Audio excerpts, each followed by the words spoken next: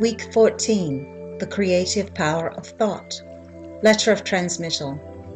You have found from your study thus far that thought is a spiritual activity and is therefore endowed with creative power. This does not mean that some thought is creative, but that all thought is creative.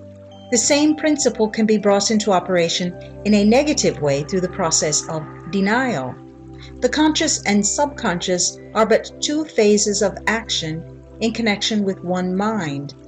The relation of the subconscious to the conscious is quite analogous to that existing between a weather vane and the atmosphere.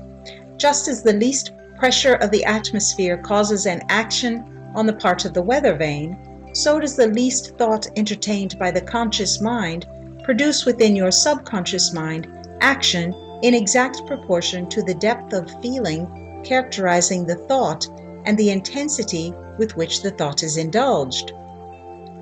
It follows that if you deny unsatisfactory conditions, you are withdrawing the creative power of your thought from these conditions.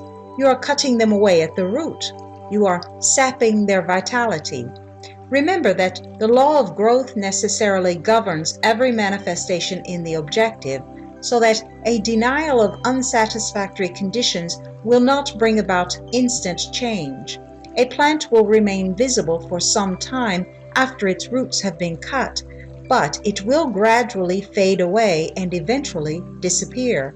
So the withdrawal of your thought from the contemplation of unsatisfactory conditions will gradually but surely terminate these conditions. You will see that this is an exactly opposite course from the one which we would naturally be inclined to adopt. It will therefore have an exactly opposite effect to the one usually secured.